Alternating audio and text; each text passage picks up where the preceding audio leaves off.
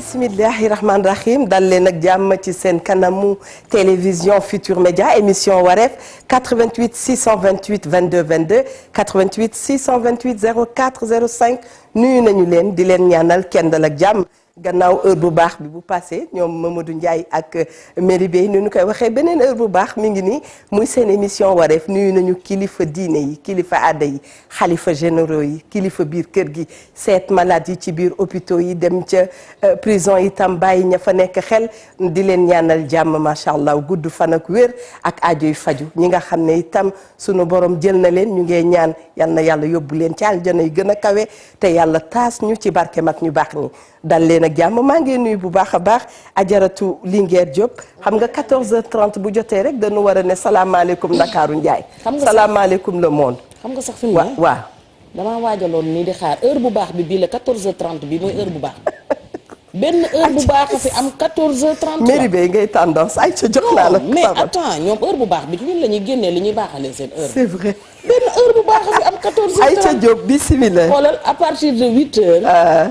non du ma laal ñoom Fatou duggal ci affaire poté. à partir de 8h. ñemewoo ba 14h30. heure bu baax bi benn bii la. très bien wax day jeex kon dañuy door liñ daan dooreeti neeti jërëjëfati Cheikhul Khadim Cheikh Amadou Bamba suñu yaakaar te ëllëg sama maam yàlla mag Nelson Mandela te pour koy jaloore di ziar mbooleem kilifa diine kilifa aada yi di ñaanal sunu soppe ba sunu maam Cheikh Tidiane Al Maktoum yàlla yokku leeram tas ñu ci barkeem Serigne Mountakha moom Cheikh Mouhamadou Bassirou yàlla na yan bi woyof lool ak mboolem sunu xalif généraux yi Baye Abdoulaye Thiaw Laye yàgg fi loolu te wér ndax ñoom ñooy kenu mbaar mi ñun bu ñuy nelaw ñu ngi ci der bi te jàmmi réew mi rek leen fa bàyyi waaye yaay déggeen yàlla na dëkk ak soppeem ba Seydina Mouhamed sallallahu alayhi wa sallam delluwaat di jaalewaat waa Ahlu Bayti Rasul gépp Chérif Da Aydara di ko jaale Chérif ba Chérif Al Walid Mané Ndiaye ak ñëpp ñi nga xamante ne ñoo dëkk fële ci ngumba ngeewul waaye nag di ko jaale sama waa kër maam muy waa kër maam Cheikh Makhtar Diop di leen ko jaale bu baax a baax ndax Cheikh Makhtar ak Astou mi jur sama maam ñoo bokk benn ndey ak benn baay mu ñibbi woon ngumba ba ñu boole ko ca naar ya kon kooku yaakaar naa ne bu fa nekkee Cheikh Aïda Diop fële ci Italie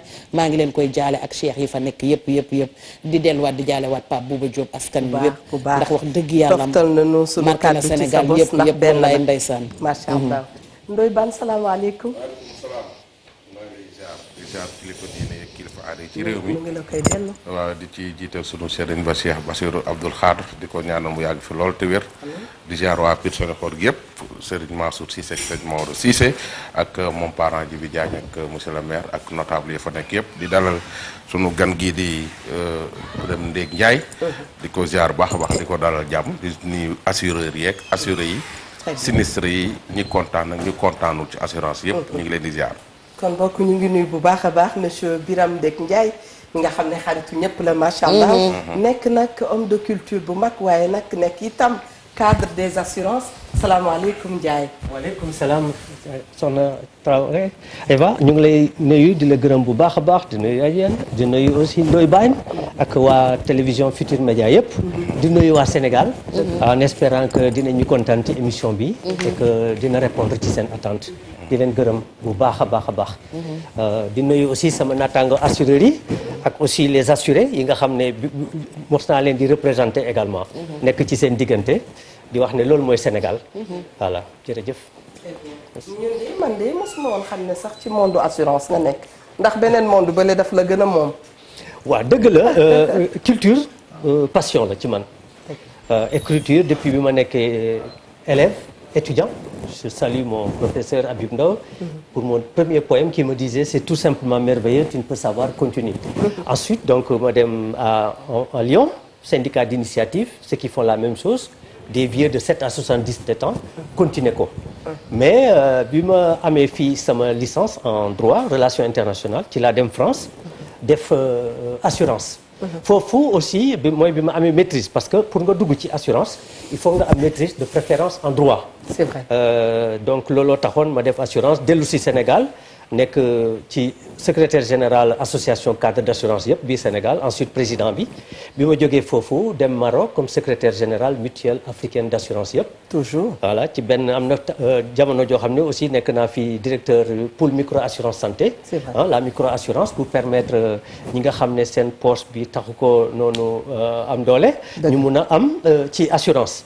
donc aussi nekk naa fii aussi dans le courtage lui permettre loolu différence mooy fii da ngay représenter assuré yi te boo leen di représenter dem ñoom duñ la fay dara loolu dafa lu am solo la yaa leen di conseiller les compagnies d'assurance ci seen prime bi calculer nañ ko ci ba pare donc ñoom ñooy rémunérer le kii mais lui moom dafay représenter les assurés alors que l'agent général lui compagnie am lay représenter alors que le courtier l'intermédiaire en assurance moom day dem xool pour assuré bi ban la yaakaar ne moo gën pour assurance am bi muy def daal pour assuré am bi moom lay conseiller.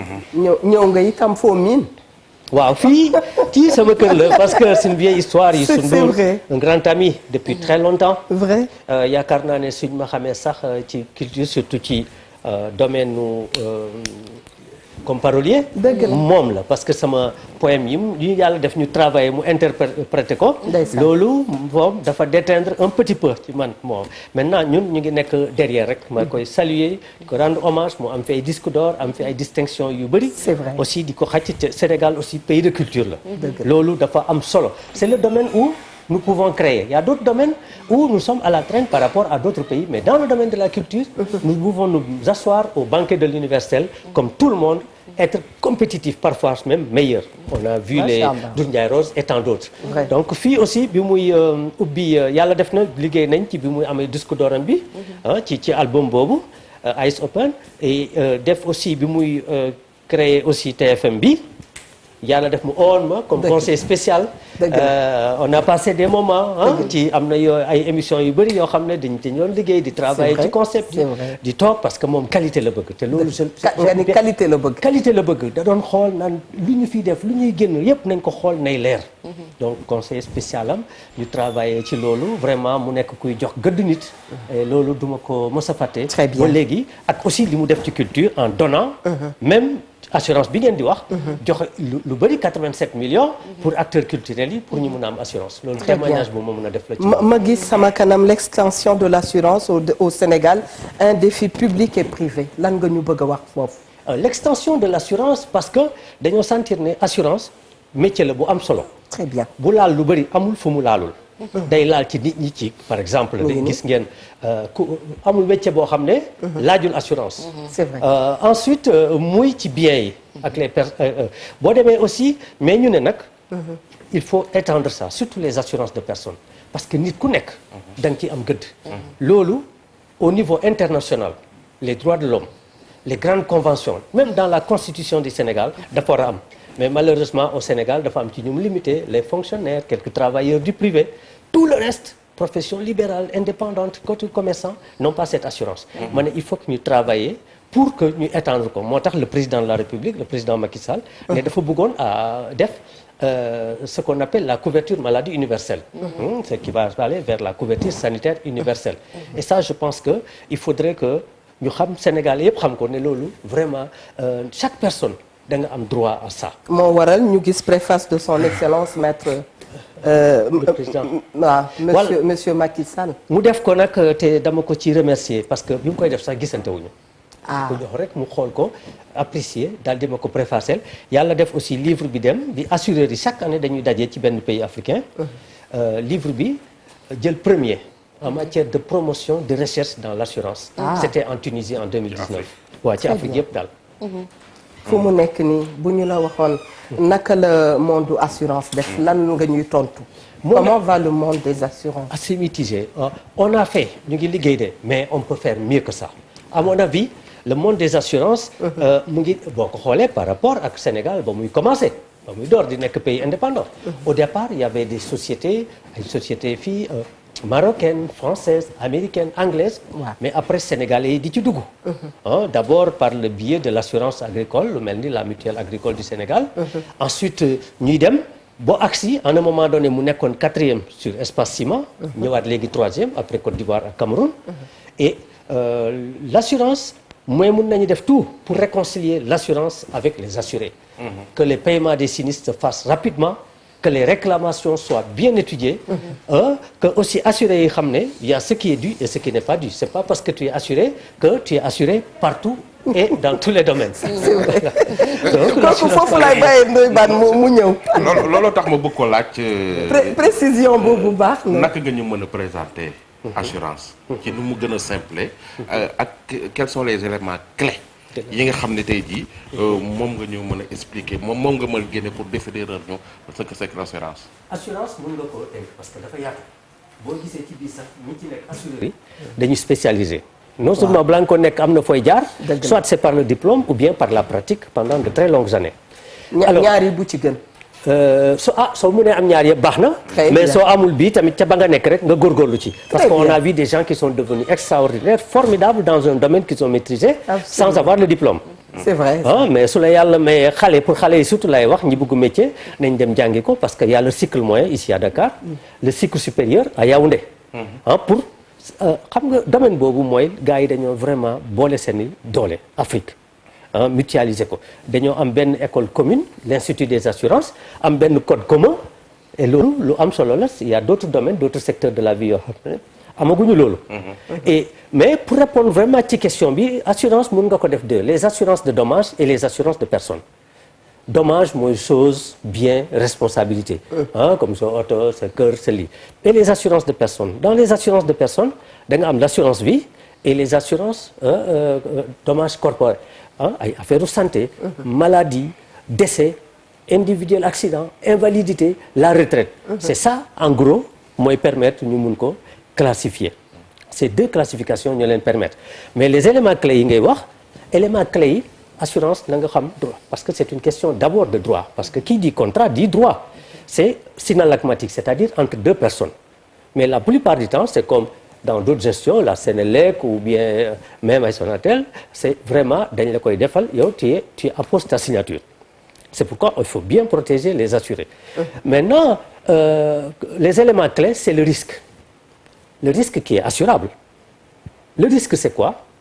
Ça peut être un événement, incendie, le vol, ça peut être un objet, le vol de ma voiture, le vol qui est traité dans ma maison.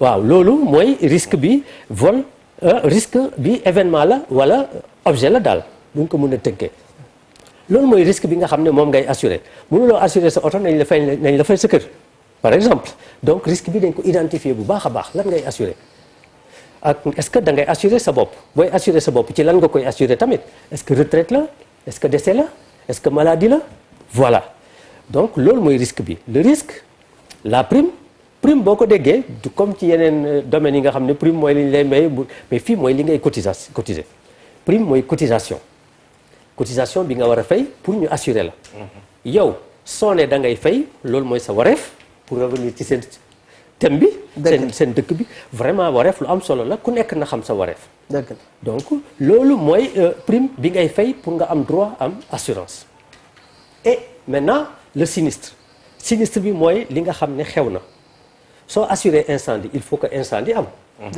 donc c'est la réalisation du risque mais dans la période garantie si c'est du 1er janvier au 31 décembre ci nga fay boobu lañ lay garantie. une année.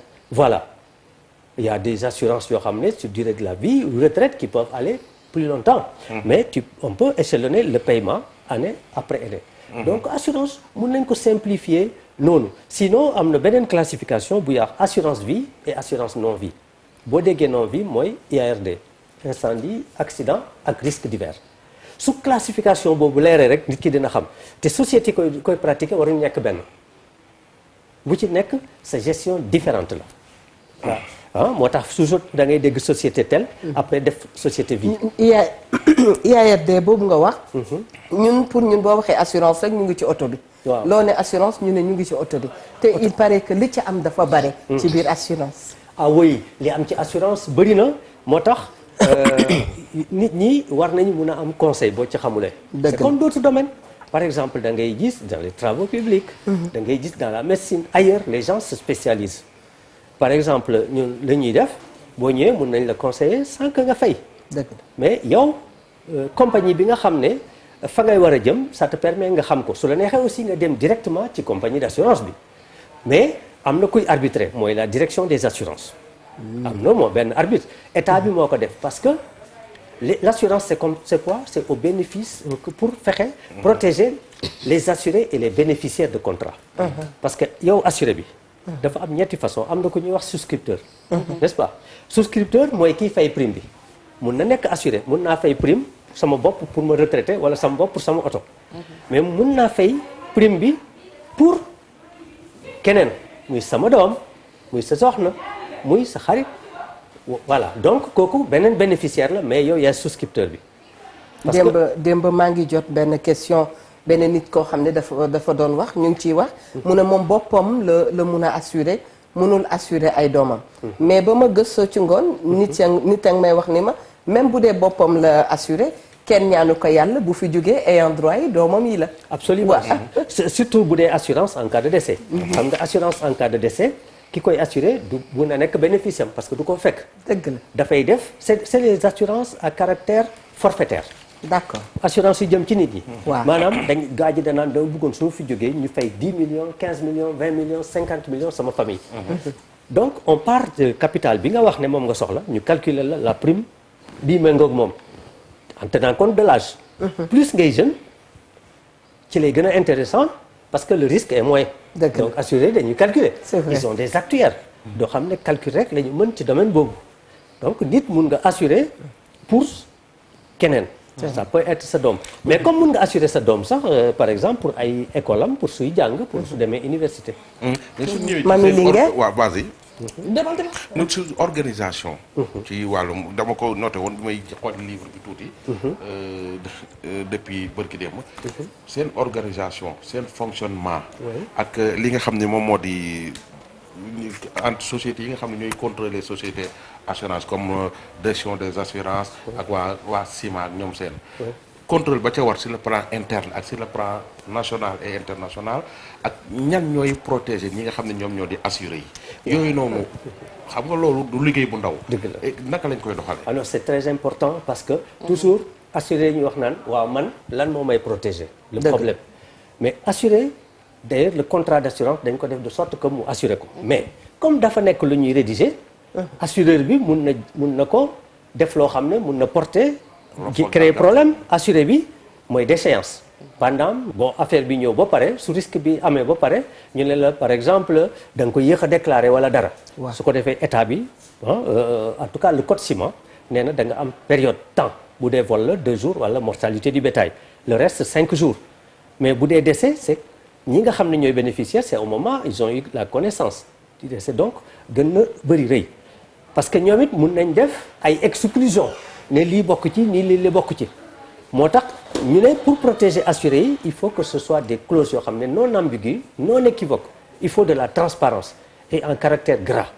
parce que mun nañ la aussi ne la franchise la boo toogee bu ñu la waree fay 10 millions par exemple 500 000 yi c'est à ta charge ça c'est une façon aussi de moraliser le risque boo xamee ne am na loo ciy jël doo gaaw pour mu am risque mais loolu yëpp état. maanaam am na loo ciy supporter. loo ci supporté. waaw loolu yëpp nag état déggal code des assurances daf ko encadré. ñu teg loxo ci code des assurances dalal xam nga émission bi moom interactive la nit ñi dañuy woote. allo allo salaamaaleykum. kooku coupé na ñu ngi nuyu waa régie madame Dour ak équipe am ca gannaaw ñu bàyyi la yaa ngi woon ci code des assurances. voilà le code des assurances mooy code ciment boo xam ne ay pays africains ñoo dajaloo bokk ko. boo xam ne affaire assurance rek lay wax. mais bu njëkk dafa amoon le COC c'est code des obligations civiles c'est commercial. code boobu nag mooy def de sorte que le contrôle est effectué ici au plan national. balaa ngaa am agrément sax dañ lay xool mun la ko jox. ensuite dafa am contrôle bu ñuy wax sur place ñoom dañuy ñëw di xool. interne waaw ak contrôle sur pièce. sur place et sur pièce. et sur pièce xam nga mun nga contrôler nit mu indi document yi nga xool ko comme mun nga ñëw aussi daal di xool ñaar yëpp dafa am. d'accord la direction des assurances moo ciy veillé je vois que keroog invité ngeen monsieur Deme. vraiment que nous saluons ñu ngi noonu ñoom aussi ils dépendent du ministère des finances. assurance mooy le seul métier on nous disait boo xam ne tu payes pour être contrôlé les assureurs participent à cela pour asseoir le contrôle contrôle boobu nag su amee. dañ koy xool même par exemple dëkk bu mel ni France sax sont allés beaucoup plus loin parce que yooyu yëpp tout ça s'interprète à l'avantage même au bénéfice de l'assuré. Parce que c'est lui qui est le profane. moo tax assureurs yi aussi ils gagneraient à voir leur contrat, à bien les rédiger, à faire de sorte que ce qui n'est pas licite, ce qui est dolosif, soit exclu de cela. Sinon, l'État, c'est les États, parce que le code ciment, c'est les États qui sont au niveau de là-bas avec des représentants qui ont fait de sorte que ce code existe. Donc il y a une protection, un contrôle qui se fait au bénéfice même des assurés. Très bien. ñu ngi lay nuyu bu baax. man la dalal vas-y. man nag njaay ji rek ma ci jaaxal digg bëccëg bi mais dama koy jox beneen cër bi pour leneen te doon ñaan yàlla Très nag toog ak homme de culture mais xam naa dina ñëw. ndax bii moom ñi ngi ko maa ngi koy soog a xam man tey. di la ziyaar bu baax a baax te di la dalal. di la laaj comme dañu gis nga def ne que ni kon ndekete assurance défi la. ci ñun ñi nga xamante ne ñun ñooy assuré yi ak ñoom assureur yëpp défi la. lan nga gis ne ci biir défi boobu moo ci tardé ak lan lañ ci war a def pour que mu jóge fi mu nekk ñëw fu gaaw fi ndax sénégalais yi mënatuñu xaar li may faral di wax ci lu ñëw lu nekk booy fóotal ku rafle doo naal da ngay jukki weer ci ligne gi mu wow ku nekk am loo muur sa ginnaaw ndax ñi nga xamante ne ñoo am ay blessé bu yàgg wala am waajur bi nga xamante ne moo nekkoon ci biir kër gi kenu mbaar mi su ma koy wax mooy ki yenu kër gi kooku su xëyee sëngeem dem comme yow laay waxal nag damay dugg ci olof yi kii lu ma ci daanu rek nga baal ak la dégg sax déedéet déggoo ma ne ko tey dama ñaanoon yàlla toog ak nit bële parce que foofu dama ko fay topp bu baax kon bu ñu demee ba kooku xëy tey sëngeem dem te mu wóor la ne loxob suñu borom a nga ci ndax lu egg rek suñu borom la neex waaye am na ku nekk ci ginnaaw koo xam ne moom moo causé loolu ngay xaar jot as tuut soo mën a dimbali ko wala jóge yow ca fa nga nekk ndax nag ku sa yàpp bopp réer da ngay làmb sam kaan ku nekk xam na ne su bàyyi demee kër gi wéet kon bu demee noonu nga toog nag yow topp ci ginnaaw mbir moomu di ci daw lan nga gis ne mooy li nga xam ne war nañu mën a jëlee fële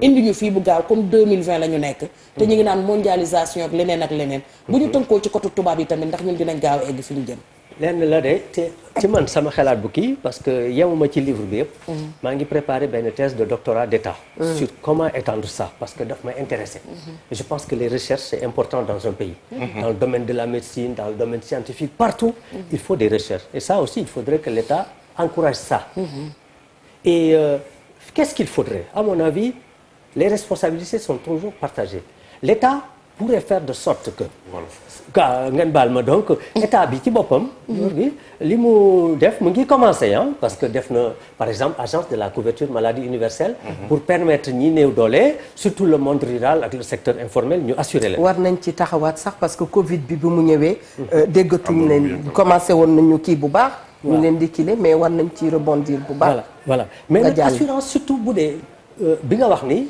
par exemple ku gaañ kooku assurance de personne la assurance décès loolu bu amee assuré bi day désigner les bénéficiaires su ko désigner wu ñu xool par rapport ak succession bi ñan ñoo ko war a bénéficier et loolu c'est amul benn coow dañ ko war a def parce que tout ce que l'assureur doit vérifier est-ce qu'il y a réellement eu décès mais il ne faut pas non plus qu'il y ait suicide le suicide ne peut pas être garanti surtout dans les 2 premières années de l'assurance bon à savoir waaw déedéet bokk ci xaru moom déedéet surtout les première année assurance yi surtout première année deuxième parce que foog nañ ne ku xalaat bu yàgg ay beneen at suicide woo dootoo ko def parce que loolu la ñuy éviter parce que l'assurance le risque doit être aléatoire c'est pourquoi même c'est différent du risque spéculatif que l'on retrouve par ailleurs qui def fii pour am leneen risque bi dafa war a am nit ki par exemple imaginez quelqu'un bu ko assuré muy otoom même fay 50 000 def fa suba ga mu def jëye boo xam ne c'est illimité 100 millions assureur bi daf ko war a fay ce qui fait que keroog maa ngi dégg donc su risque bi réalisé wul aussi moom it day perte loolu parce que assurance lan la ñun ñëpp ñoo bokk cotiser. foofu nga dugg njaayee nii war nañ ci xam dara de. maanaam. dugal naa tey assuré naa sama oto. oui ba lépp leer. ma jot papier yi en bonne et due forme. le lendemain. ma am accident.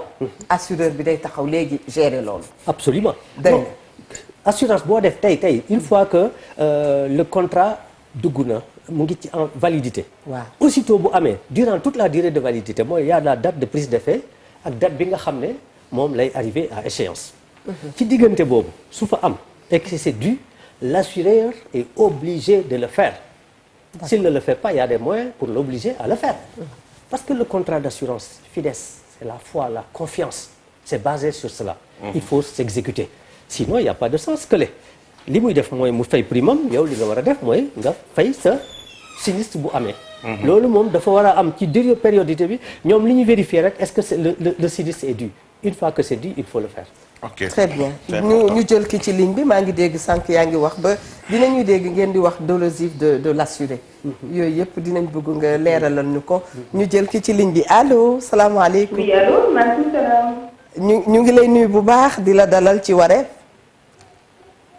allo. allo. oui maaleykum salaam. bisimilah yow rek la ñuy déglu.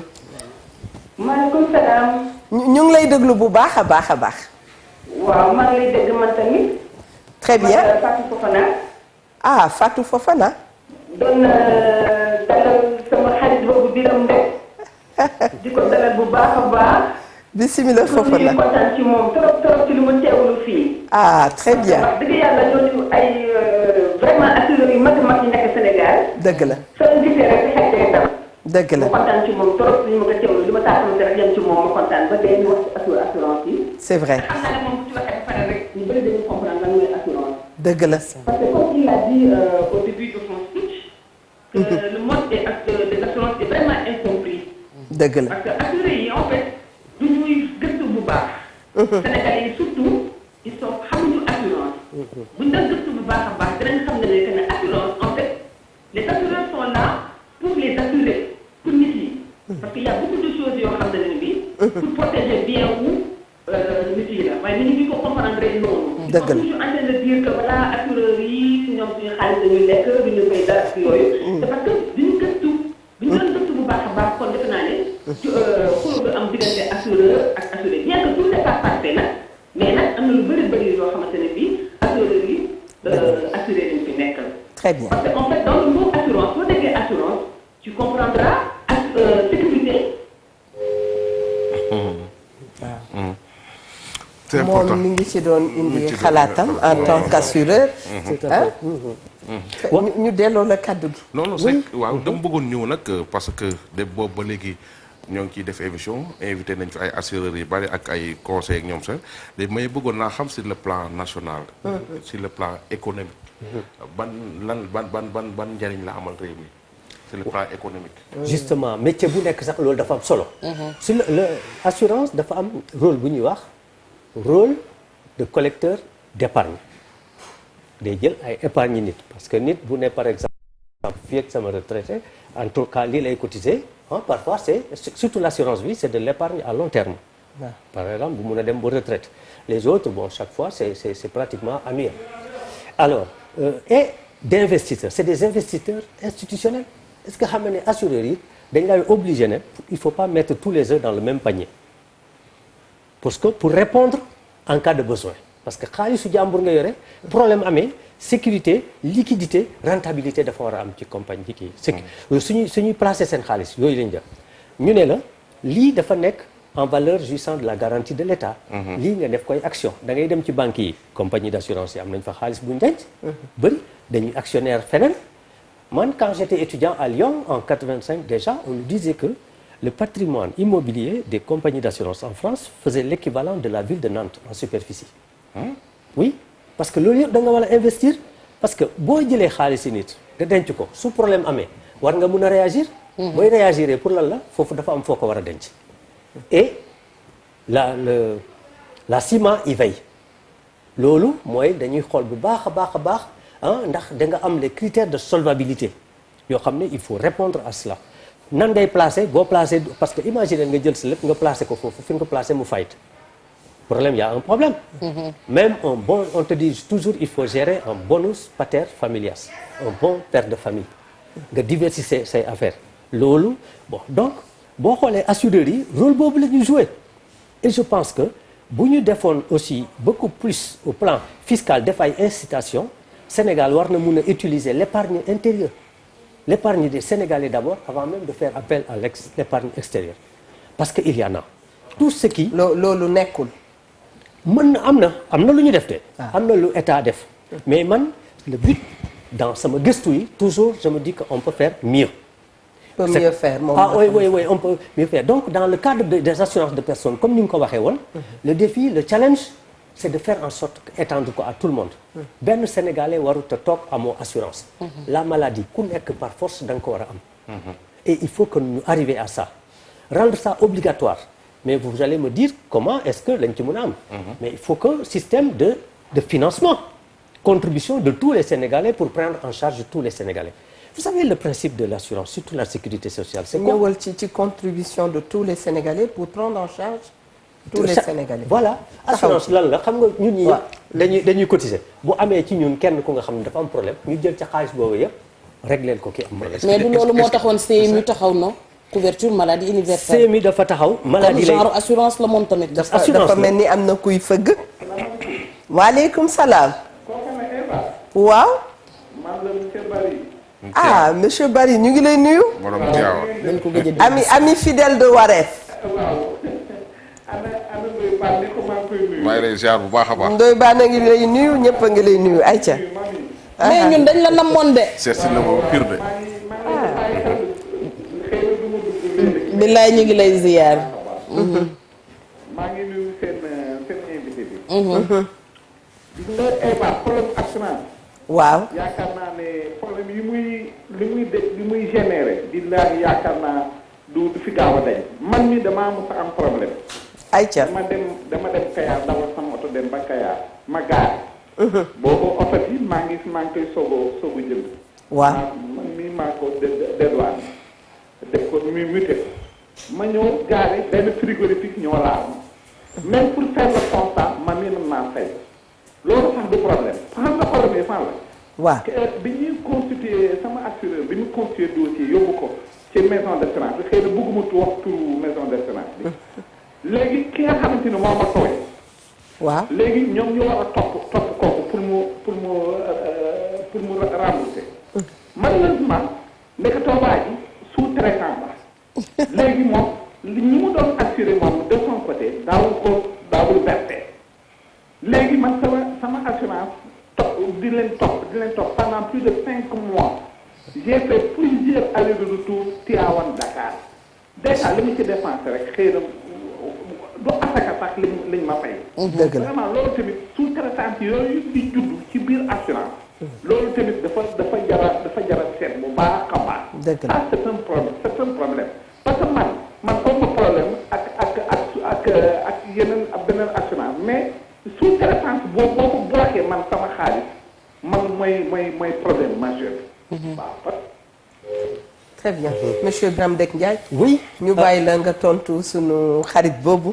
non c'est monsieur Barry depuis Tivaouane. c'est un problème récurrent et je pense que assureurs yi ils doivent prendre ça à bras le corps. Une fois que c'est garanti on doit payer. Maintenant il a parlé d'intermédiaires. Je vais vous dire en matière d'assurance les principaux acteurs vous avez l'assureur vous avez l'assuré vous avez les intermédiaires. Intermédiaires yi mooy lan dafa am lu ñuy wax les agents généraux boobu compagnie d'assurance moo koy jël teg ko fenn. comme ni ngay wax agence telle banque kooku banque boobu lay liggéey. kii tam compagnie bii lay liggéey. Ensuite dafa am les courtiers le courtier lui il travaille il est mandataire assuré bi mais pas l'assureur pour loolu ñoom dañuy am ay agrément et ñu leen di inscrire c'est à l'assuré maintenant de regarder de veiller ci fam aussi lay dem faut pas à chaque bout de kii rek nga xool lu la neex te xamuloo lu fa xew. et dans tous les métiers muy amuloo foo gisul foo xam ne doo fa gis brebis galeuse. waaw mais li am solo mooy loolu su ko amee moom mu dem ca compagnie ba su fekkee gisatul waa ji la compagnie par rapport à sa responsabilité ak ki nga xam ne moo koy tenir quitte à se retourner contre cette personne là mais mu xool mais man je pense que ce problème là récurrent dina ñu dafay am day am effectivement kenn mënu la wax ne du des problèmes yu dul am mais franchement c'est pas le problème le plus important en matière d'assurance. est-ce que du problème yi mu wax nii. dafa bari ba nga xam ne Sénégalais yi li ñuy dégg loolu moo ëpp que lu ñuy dégg diw fay nañ ko. looloo tax loolu est-ce que du loolu moo ragal loo Sénégalais yi. voilà mais les montres qui sont à l'heure c'est vrai duñu intéresser nit ñi plus. c'est normal il faut que ñuy wax ci yooyu problème mais l'autre jour nit ki wax na la combien de milliards 65 35 qui sont investis pour régler les problèmes. de sinistre. gars yi koy am c'est comme à la loto ku ko gagné da ngay dugal sa poche dem daal di sa bopp noppi. ki nga xam ne am na problème et c'est normal et je pense que loolu tam war nañ fa agsi. le consumérisme pour protéger les assurés. en France am na fa fii c'est à travers la direction des assurances bi nga xam ne am na aussi l'observatoire de la qualité des services financiers. mais France dem nañ ba am aussi la charte de l'intermédiation. et je pense que suñuy dem de plus en plus le consumérisme en matière d'assurance dina ci gën a développer. et c'est normal man waxuma fii pour assurer wala pour assureur. yàlla rek moo tax ñuy wax. li am solo mooy loolu. et il faut que ce problème-là soit vraiment résolu. et ñi koy mën a résolu mooy les compagnies par rapport ak seen intermédiaires yi ñuy liggéeyal. foofu laa bëggoon nga taxaw parce que bare na ci ñi nga assuré yoo xam ne dañuy am problème ak ñi nga xam ne ñooy facilitateurs yi apporteurs d'affaires yi. loolu dañ koy dee gis tamit dañ koy gis. ak avocats yi. ñan ci noonu. ma ne dafa bëri assuré yoo xam ne. oui dañuy dem ay litige ak apporteurs d'affaires yi ak ñi nga xam ne ñooy avocats yi wala ñi nga xam ne ñoo nekk sax di def waxuma médiation ñi nga xam ne ñooy redresser assurance déedéet mais tey ma taamu mami ne mami na ma doxal yenn yi. voilà dafay dee am ay problèmes moo tax gis nga le code ciment sax rek problème bi léegi même bu amoon loo xam ne dañ koy war a verser après léegi. waaw duñ ko verser entre les mains de l'avocat. c'est maintenant xam nga gis nga comme li ñuy wax l'évolution économique. et sociale. waaw li ko war a suivre mooy l'évolution juridique. c'est en fonction des problèmes rencontrés qu'on doit légiférer. parfois même des soit ñu tëggaat charte yi tëggaat ko bu baax a baax en fonction de tous les problèmes. parce que adduna dara statigul. dëgg la dara voilà tout ànd ak jamono maanaam dynamique am ngoog. ànd ak jamono. et loolu am na yoo xam ne nag pourtant yoon mu ngi fii ni ñu koy war a régler mu ngi fii c'est pourquoi. moi je crois li may conseiller soit da ngay dem directement ci compagnie bi wala nga dem ci intermédiaire boo xam ne vérifier nga ba nga xam ne kii kat mën na xam na li muy def. loolu looy dëgg. parce que dans tous les domaines dañ koy gis. ñii def lii ñii war a def lii am na ñuy sol sax seen benn bari ne journaliste lañ fekk duñ moom. policier gis nañ ñuy policier de faux police. yooyu yëpp dafay am ci domaine bu nekk. maintenant je crois que effectivement problème bu amee nit ñi ñoo ko war a jóg ñoo ko war a saytu daal di jóg. pour régler problème bi. mais man monsieur Ndiaye foofu tamit gis naa fa benn faille boo xamante ne du ma ko jox assuré yi. mais dama ko jox assureur yi. parce que bu fekkente ne yow man tey nit mën na ñëw ubbi benn compte ne Mamy Linguère Diop. mais boo nee Mamy Linguère Diop tekki leneen man su ma demee ba xam ko. man maa war a jóg taxaw ne boobu kat du Mamy Linguère Diop. pour que bu ëllëgee. boo ci jëlee xaalisu jàmbur wala nga def ca leneen naka su dul noonu. wax ja bañ a egsi ci sama kaw. assureurs yi xam nañ ne mbirum xaalis la ñu yor. mbirum bakkan la mbirum doomu aadama la. mbirum lu ñu leen di tuddee la. nit ñëw ci yow nga jox ko par exemple man tey sama pantere bee ma dem bëgg ko ubbi ñëw nga jox ma sa talon. man sa talon boobu laa jaay nit ki. oui indil naa la sa xaalis indilu ma la sa xaalis relation yi ñu am ba tax nga jox ma sa talon. oui ki may jaay moom xamu ko. ki may jaay xamul ndax man nit ku jub laa wala nit ku jubadi laa. parce que binduñu ko ci sama jë. moom dafa gis rek que ni man ubbi naa sama benn pantere rek def fa nangam te def naa fa fukki fan ak juróom-ñett te kenn tëju ma. mu ñëw ma jox ko talon te moom talon la xam jàngul moom li mu soxla mooy. su ko policier nee kar rek mu am lu mu joxe wala buñ ko jàppee wala su amee problème. léegi nag assuré di seen bopp ñoo war a jóg ñoom xeex loolu. voilà gis nga d'ailleurs moo tax ma wax la même. ñi nekk ci intermédiaire la formation aussi dafa am solo. du n'importe qui nga war a jox n'importe quoi. loolu dëgg la. parce que man nekkoon naa directeur commercial genre yooyu dañ doon ko wax délégué commercial à l'époque ci benn société d'assurance même vie xam nga société vie moom c'est une assurance yoo xam ne yow yaay dem jaay ko bokk la yi nga xam ne nit ñi mooy ñëw par force parce que policier moo ko obligé. da ngeen leen di jàngal ñu xam notion tuuti assurance. def ko ni mu war a demee. mais Sénégal am droit tuuti. mais Sénégal mooy suñu problème da ngay gis député yoo xam ne xamuñ luy loi xamuñ luy droit. te ñoom ñoo war a légiférer ñoo war a dem di def ay propositions de loi. loolu day am man partout. dañu war te xam loolu moom doy na waar moom. loolu non day am. te moo tax ma ne lu nekk rek. dañoo war a xool mais nag Ndiaye. niveau bi. c'est que problème bi mooy assureurs yi. du ñëpp nag mais jàpp naa ni ci am na ci ñoo xam dañuy nax nit ñi. je m'explique dañu naan da ngay assurer oto bi. d'accord. Mamy Diop ndi jaayam ja nekk ca kër Amadou Yàlla ñëw indi taxeem. ñun ko da nga wuti assurance mu dem wuti assurance. accident am. ñun ko yow miy dawal oto bi. bokkoo ci xamu ko woon jox nañ ko ay kayit ak dagg ci mais ñoom dinañ jël temps toog xam nga ni kii jàngul nga jox ko kayit yi bari mu signé ko signé toog expliqué ko ni ko lii assurance bii ñu la jox sa oto bi accidenté yow soo accidenté bokkoo ci muy dawal te xamee loolu pour mun ko defee mu poser la question pour ma bokk ci nu may def mun ko pour ma bokk ci nii ngay def maanaam gars yi dañuy créer ay nu mu tudd assurance maanaam daggate ko maanaam oto bi assuré nañ ko mais pare-brise bi bokku ci yow miy dawal bokkoo ci ma tiit ci assurance vie. mais pour ma yóbbante la lu gën a ndaw man mi di wax ak yow. bërki démb bu fii laay soog a xam ne ndekete yoo te sama oto bee man assurance ba man mii koy dawal bokkuma ci. bërki démb laa koy soog a xam. xam nga loolu dafa garaaw te loolu ndoy baan mi ñëw di jënd dagg assurance ki koy assuré war na ko expliquer ni ko oto bi lii ak lii nga assuré yow bokkoo ci kii bi bokkoo ci su ma ñëwee ci assurance vie su ne assurance vie defe naa nit ki ngeen di assuré mais damay ragal benn jour nit ki am problème ñun ko sa bopp bi bokku ci wala sa loxo yi maanaam explication bi nga xam ne moom moo ci war réellement duñ ko wax ba dañuy dégg rek assurance vie soo ko leggee lan la assuré ci yow say tànk ak say loxo say bët wala nit ki yépp la assuré parce que oto ba kat am nga assurance oto waaye pare-brise bokk ci pneu yi bokk ci nit ki bokk ci donc niñ ko war a détaillé noonu ci dëkk bu mel ni Sénégal nga xam ne sama classe bi dañ fee bari war nañ koo gën a détaillé tas ko même su ñuy jël seen xaalis di ko dugal ci pièces théâtrales yi di leen sponsoriser émission télé yeeg yooyu ñu nit toog fii tas ko carrément pour que le Sénégalais lambda mën a comprendre lan la mooy produit service d'assurance yi nga xam ne dañ koy rendre loolu dafa am solo moom laa leen doon wax ne en matière de formation parce que ñu ngi doon wax l'assurance vie il faut savoir l'assurance vie lan la ëmb lu mu ëmb assurance vie mooy yi nga xam ne dont l'exécution dépend de la durée de la vie humaine assurance vie ci assurance vie da nga ciy gis en cas de décès l'assurance en cas de décès nit ki bu décédé lan la ñu war a verser ñi nga xam ne ñoo fa nekkoon war a mu désigner leen wala ñu war ko doon loolu mooy décès il y a assurance aussi en cas de vie boo xam ne boo ñëwee à un terme mooy retraite par exemple ou benn épargne à terme échu lan lañ la war a jox kooku da ngay cotiser di ko épargner pour ça loolu mooy li am na assurance de personne indépendamment de l'assurance vie dafa am. assurance. même monsieur Ndiaye gis nga jeu moo boobu assurance de personne. quelle est la différence entre assurance de personne et assurance vie. non xam nga loolu. déedéet assurance de personne.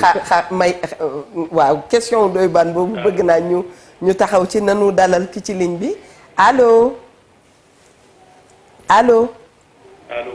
salaamaaleykum. allo. allo ñu ngi lay dégg bu baax ñu ngi lay dégg. allo ñu ngi lay dégg ñu ngi lay dégg. oui.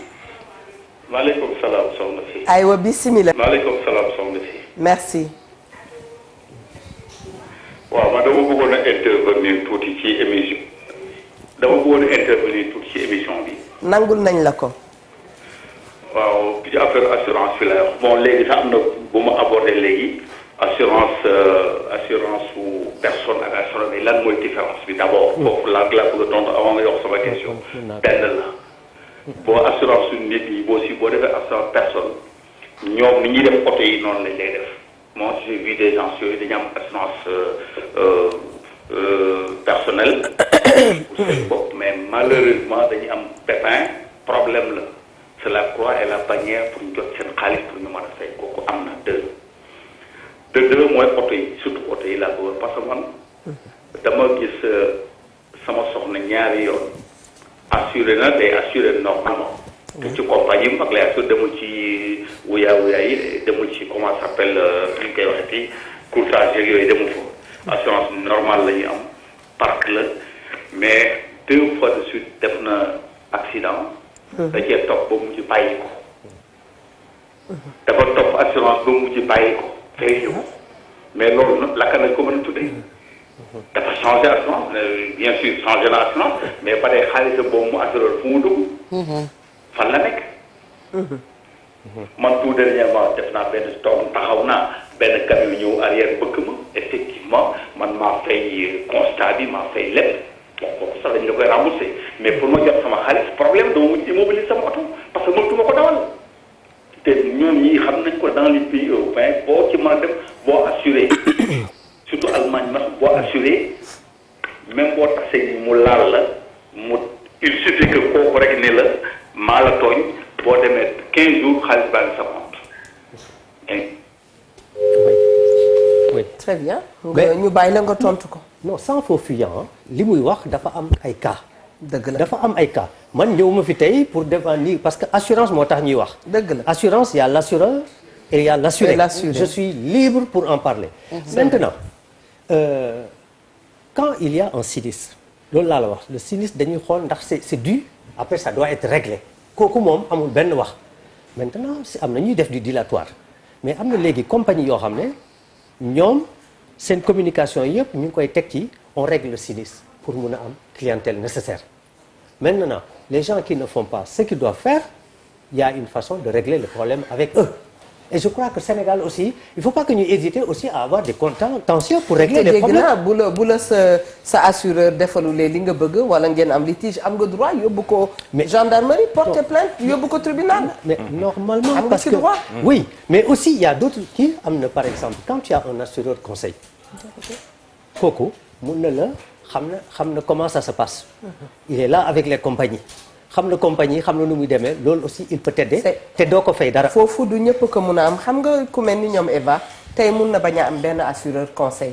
moom li mu xam rek mooy dem na ci compagnie bi wala dem na ci ki nga xam ne sax courtier la wala ku koy boole rek ak assureur bi ñu jàppale ko assurer ko. Oui. mais du ñëpp ñoo am tey benn kenn koo xam ne juriste la wala dara ku leen mun a leeralal seen ay bëgg-bëgg ci mbir mi. loolu dëgg la dama doon wax rek solution yu bëri yi nga xam ne mën nga ko am. Dëgg la, boobu benn la allez-y. ci gannaaw yóbbu affaire bi ci contentieux saisir la direction des assurances. dëgg la mais je pense que interpeller nag léegi les assureurs parce que am nañ li ñuy wax association des assureurs du Sénégal. c'est vrai. ñoom dañuy xool naka la ñu mën a defee communication ensemble. Dëgg la. comment nañu mën a échanger seen i expérience. C'est vrai. te lii je pense que dinañ ko jël à bras le corps. mais bëgg naa ñu leeral nag la différence entre assurance vie ak assurance de personne.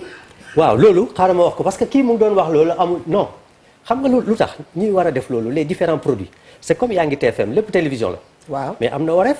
waaw am na Kouthia Show. waaw am na sport. am na lii. assurance noonu la. da ngay am soo ne assuré nga TFM kay assuré nga Wareef. waaye soo ne c'est bon su ne assurance vie c'est la vie de qui. moom laa lay expliquer xam nga moom laa bëgg a xam. c'est la vie de la personne ou bien assurance vie ou bien c'est la assurance vie c'est la vie. day assurer la vie comme ça nii rek. xam nga am na définition technique yoo xam ne man inventé wu ma ko keneen defu ko. waaw dafa am pour comprendre assurance dama ne la da ngay gis les assurances de dommages mooy assurance de choses assurance de personne de l'autre côté de responsabilité de l'autre côté nga am assurance de personne. assurance de personne mooy assurance boo xam ne laal na nit ki laaloon du oto c'est pas un bien. c'est pas quelque chose de tangible un bien matériel loolu mooy assurance de personne assurance de personne yooyu nag mën nga ci gis différentes formes retraite assurance de personne la retraite xam nga laalul oto mooy li nga xam ne dafa laal nit ki loolu mooy assurance de personne maladie assurance de personne la du dëgg parce que maladie dafa laal nit ki dañoo teg de côté tout ce qui est véhicule voilà loolu mooy le décès c'est une assurance de personne. léegi assurance vie nag. non assurance vie décès mu nga ca. waaw maa nga fee tamit. ma nga ca personne ba. non personne moo regroupé lépp dans l'assurance de personne. mais li ñuy gis ci assurance vie mi ngi ci assurance personne. non c'est que jeu de kii yooyu noonu. assureur xam nga assurance personne c'est ñaari ça. pàcc ngay jël c'est les assurances dafa am dommage corporel. li nga xam daal laal sa kii ak assurance vie. vie yi mooy ay décès ay retraite loolu la ko gars yi defee ah c'est une question ñun boo demee noonu lañ la koy jàngee loolu nga koy mun a xamee dafa am assurance de personne dafa am loo xam ne assurance vie boo ko mënee xam daal mooy. décès la retraite. mais décès du assureur bi dafa war a fay ba moo ko war a dëj su nekkee ba 1 million 100. non décès xam nga lan la. moo war a fay transport bi koy robi. non kooku dafa am loolu. maanaam li fi Jim Momar Mané wax loolu ay frais funéraires mais fii l'assurance de décès nit mooy ñëw ne addunaam daal wóorul moo xam dafa yore lii mu ngi yore njaboot. mais man su ma fi jógee tey naka la sama njaboot yi lan laa leen mën a bàyyil comme capital. tant que yaa ngi dund loolu compté wul mais bu fi nit jógee àdduna ñu jël capital bi nga xam ne moo xamoon 5 millions la 10 millions la 15 millions la 20 millions la ah c'est une somme c'est forfaitaire ñu jox ko famille mooy mais en cas de décès le risque mooy le décès su décédé ñu jox ko ñi nga xam ne moom la ñu désigné woon loolu mooy assurance décès. c'est aussi simple que ça. non c'est que man li ma Capital la. la ma góor ga waxoon ni ma njàngum français mooy dañ lay jàngal nooy def ba soo jàkkaarloo nit ki ba nax ko. parce que benn waaye doo ay ay tooñ la quoi. mais bii tamit ci la bokk. assurance vie ak assurance de personne man gisuma foofu différence. non l'assurance vie c'est une forme d'assurance de personne c'est pas toute l'assurance de personne. mais lu tax ñu ñuy jaay ñaar yëpp la ñuy jaay dañuy jaay assurance vie di jaay assurance de personne. te benn bi la mi ngi mel ni da ngay jaay TFM. ba pare jaay la wareef. loolu kay waaw kay xam nga loolu laa doon bëgg a wax. loolu war naa leer de. bi ñu laajtee ba laajtee. ci assurance vie boobu nga nekk. tey Ndoye Bane bu ñëwee nga waxtaan ak moom da nga koy wax ne ko lii moo fi nekk. mais dana am leneen loo xam ne da nga koy ne lii boo bëggee nga jënd daw li ci. waaw yëf bi du loolu. voilà xam nga vie. comme même tey boo demoon sax même état. waaw nga dem caisse de sécurité sociale wala IPRES. waaw boo demee. bii retraite la. waaw. bii accident du travail la. waaw. bii ay prestations familiales la. vrai. loolu la gis nga bu ma waxee personne dama bëgg du ñu waxee personne ñu génne ca lépp lu laalul personne. loolu mooy assurance dans l'assurance de personne nag da nga am l'assurance vie il y a des formes d'assurance de personne yoo xam ne c'est pas les assureurs vie qui les gèrent la maladie. maladie assurance santé. assurance maladie. c'est pas les assureurs vie ñoo koy gérer. dëgg la voilà donc loolu c'est des yoo xam ne du assureurs sénégalais yi ñoo ko def mais assurance c'est les principes d'assurance partout boo demee France. mais est-ce que assureur Sénégal yi demuñu France coupé fa collé indil ñu fii est-ce que ñoom. parce que man affaire yi man jaaxal ma man su ko gis différence entre assurance vie ak assurance personne. man yaa ngi may expliquer lépp comprendre naa ko waaye bii man wax dëgg yàlla. man je suis vraiment désolé. mais man comprendre assurance vie ak assurance personne. ma ne tey jii damay assuré TFM waaye RORF bokk ca wala Yeewu Leen bokk ca soo ne assuré naa TFM. mais li nekk TFM yëpp nga assuré. non attention non tey. TFM boo ko bëggoon a assuré. waaw matériel bi ngay assuré wala nit ñi ngay assuré dafa am bu ci nekk façon am. du dëgg. loolu mooy li am. yow boo demee ne da nga bëgg a tey par exemple je donne un exemple je vais au marché damay togg. da ngay togg ceeb ja. li la intéressé ngay jënd mais ceeb mu nga ca lu nekk dafa am produit. waaw loolu laa fi laaj keroog nga def kon package bi moom booy togg ceebu jën bi. boo jëndee jën faaw nga am suppome am nawe am carotte am leneen. mais man li ma bëgg a laaj mooy. ndax yow jàpp nga ne assureur Sénégal yi communication bi leen war. nit ñi ngi koy def seen diggante ak nit ñi pour nit ñi xam ñoom li ñu yor lan la. ndax la ca France. du ci Sénégal. xam nga boo amee xaritu golo. sa ngemb du fanaan ci garab. nit ku nekk da nga koy jox dayoo ba mu tollool. dëgg la ñun fii la suñu niveau toll. donc est-ce que ñoom duñu ñu fekk si ci niveau bi ñu nekk. bu ñu bëggee ànd bi mën a rafet. bu ñu bëggee jubóole boobu ngay wax pour mën a rataxal diggante bi. ndax nag kol-kolub cere li tax mu neex a yóbbu mooy laalo ja ca biir. mais li nga wax dëgg la le tendon d'Achille le problème ci assurance yi ñoom ñëpp dañ koy reconnaître ne communication war nañ ko gën a def. ñoom ci seen boobu d'accord je pense que mën nañ def une sorte de communication collective yoo xam ne compagnie d'assurance yëpp jël ne dañuy def ni produit bu leen neexee compagnie bu nekk mën nga def sa communication sa marketing. mais il y a les grands principes mën nañ ko def wax ko ñoom ñu ànd ci daal di ko def man de su ma amoon lu ma leen di suggérer man loolu laa leen di suggérer ñu gën ko def parce que métier boo nekk da nga bëgg nit ñi gën a xam la ngay def moo waral tey sunu présence fii présence bi lan la métier dafa am loo xam ne yow di nga ñëw nga apporter ko ci mais am na les grands principes yoo xam ne noonu lay demee yow mënoo ko ci changer. mais code ciment lan la wax ci l'indemnisation di ci indemnisation corporelle. waaw léegi su nit demee accident bu amee xam nga dafa am accident matériel ak corporel yi mooy lu touché personne bi assuré bi dafa war a indemniser ki nga xam ne dafa nekk victime léegi dafa l'assureur bu ñu jotee constat bi ak tout ça daf ko war a defal une offre ne ko nii laa lay indemniser. am na délai. Oui délai bi su ko gisee d'ailleurs su ko recevoir dans le délai de 1 mois daf ko war a saisir ci 6 mois yi mu defal benn offre et c'est ça qui est important parce que il faut toujours di encadrer les choses pour ne pas laisser assureur bi muy def lu ko neex. waaye mais léegi nag sinistre bi day toog 3 mois 4 mois voire un an mais dara fii Sénégal yooyu lañ ciy gis moo tax nag population bi du amagul maanaam diggante assureur bi population bi ak assureur yi dafa am lu nekk ci diggante bi muy problème de confiance population bi wóoluwuñu assureur yi te ñoom assureurs yi war nañoo góorgóorlu pour population mën a am confiance. Très bien. parce que suñuy xoolee ba Côte d'Ivoire dinañ raw ci ay affaires yu mel nii. affaire assurance c'est problème communication la.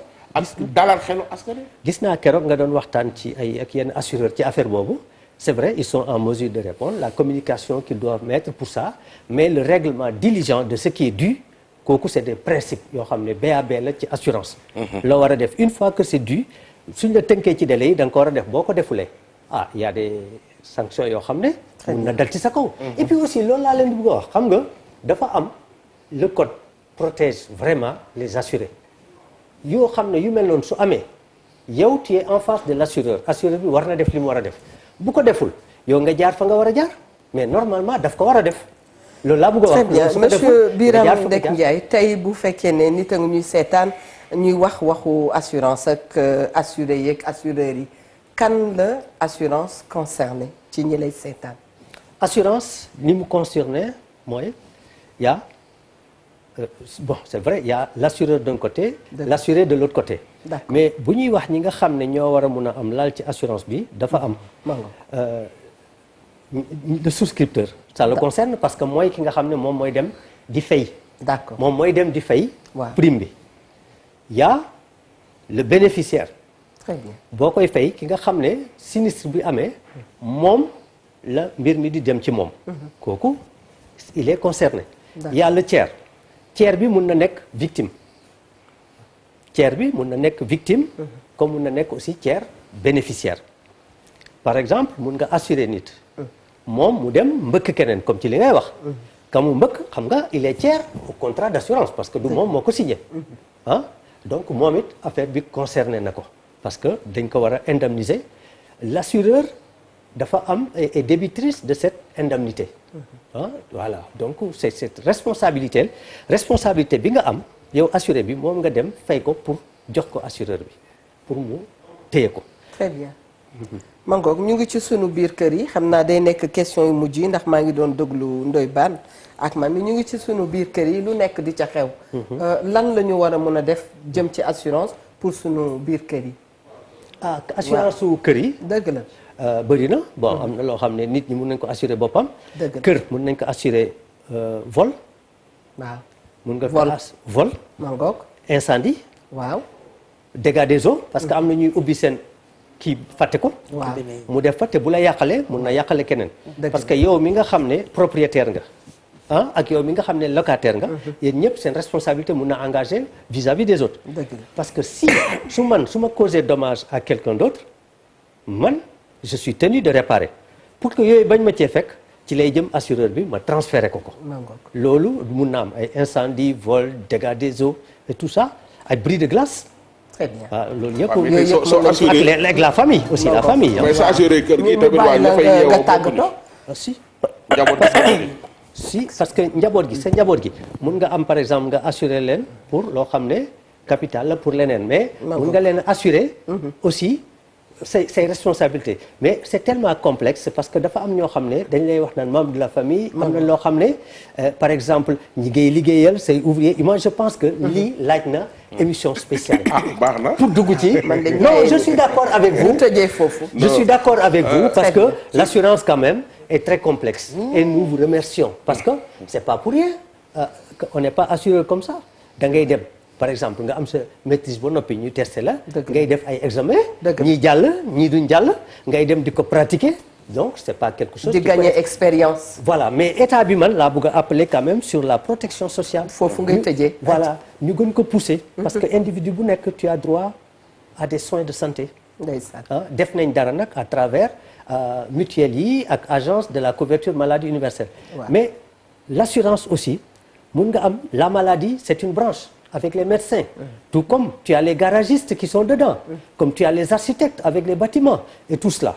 Mais il faudrait que pour man état bi gën a concerté wu ak assureurs yi qui ont fait de l'assurance leur métier pour mun a xool parce que c'est trop épars da ngay gis assureurs yi di assurer fii santé nga dem peneen IPM yi am fu ñuy assurer santé nga dem aussi ci mutuelle yi ñu am fu ñuy assurer santé gis nañ ko caisse de sécurité sociale ñoom maladie professionnelle la ñuy def dëgg ah accident de trajet accident voilà yooyu dañ koy def et loolu yëpp bu doon France dañoo am ce qu'on appelle la caisse de sécurité sociale risque yooyu yëpp le chômage daf ciy am yenn même des assistance boo xam ne en cas de vraiment de dépendance wala yooyu et je pense que loolu il faudrait un grand débat au Sénégal pour voir quelle forme de protection sociale il nous faut maanaam ci peut mieux faire bi nga commencé woon moom ngay tëjee waaw moom ngay tëjee daal ñu ngi remercier nag état bi parce que quand même am na lu ñuy def jërëjëf Ndiaye mais mun nañ ko yokk merci très bien merci beaucoup jërëjëf kontaan na nu Ndoye Bane waaw merci ma koy remercier bu baax a baax ci woyof gi ak disponibilité bi bi ñuy amee thème bi gëstu ba gis ni bind na livre daal war nañ numéro ba am ko woo ko jéem ko dalal fii mu ñëw te jafewul woon kon boog ñu lay remercier bu baax a baax di la remercier Eva di leen wax rek boo suba ak jàmm je pense que assurance vie ak assurance de personne moom xam naa ni daal ànduñu ci d'accord ci moom mais gën a gëstu ko lire ci livre bi bu baax waaw très bien Mami Linguère wallaay xanaa di ko remercier comme ni ko Ndoye Bane waxee rek ndax xëy na moom it leeral nañu lu bari bari waaye dama naan fan yi daal ni ma ci yeewoo xam naa xëy na am na ñeneen ñu ci yeewoo noonu waaye man fi may gën di teg sama tànk mooy fu waxtaan amul dara mënu fa sosoo guerre mondiale sax ñaariñ ci tëgg yëpp waxtaan a ko jeexal lii bu ñu bëggee mu mën a sotti faaw ñu waxtaanee ko ndax waxtaanu tëx ak muuma waxtaan ba du sori ndax kii du dégg kii la muy wax bu koy liyaar boo ko xamul doo ko wax Cheikh Abdoulaye Mbacke sama sëriñ bu baax ba ne ma nga nee jarul di wax silmaxa ndax yorul bët yum ko gisa te mi ngi nii wax ko ki yori bët na yow yàpp ko la ndax li ngay gis lay gis kon nañ ko teg ci table ji ñu waxtaanee ko mu leer ci bopp ñee leer ci bopp ñi yéen ñi ko yor ngeen góorgóorlu ñi ko war di jotit buñ ko jotee ñu ne jot nañ ko doonte xaalis moom poste bu mu fanaan du yëgle boppam di tàggoot waa Sénégal gépp di leen wax ne kenn gënu leen ba très bien Mami wax nga lépp remercier nañu monsieur Biram Dek Ndiaye remercier Ndoye Bane remercier Mami Linguère remercier également régie bi nga xam ne Mia Ndour a ngi foofu ànd ak suñu collègues yu baax yooyu ñu ngi leen di remercier ñoom ñëpp Ibou Cissé moom itam jërëjëf Ndeyami coiffure Fatoumata coiffure Eva Tra mi ngi lay remercier 77 648 50 16 ak itam ñi nga am na yeneen jigéen yoo xam ne sunu ay xarit lañu les femmes leaders je pense Mia dañuy organiser benn vente privée boo xam ni doon nañu bëgg lool ñu waxal leen ko dans Wareef waaye incha allah suba dinañ ci ñëw ndax ci biir weeru décembre bi la xaw ma 5 ba 6 xaw ma daal mais ñu ngi leen di nuyu bu baax a baax sama xarit yooyu awa cadreur ci la bokk Mia Ndour ma ngay reetaan mais def ceeg sotti ci la rek ñu ngi leen di gërëm di leen remercier ngeen bàyyi xel bu baax a baax ci émission Wareef ndax li ñuy waxtaanee ci assurance lu am solo la à suivre suba ci même heure 14h30 incha allah.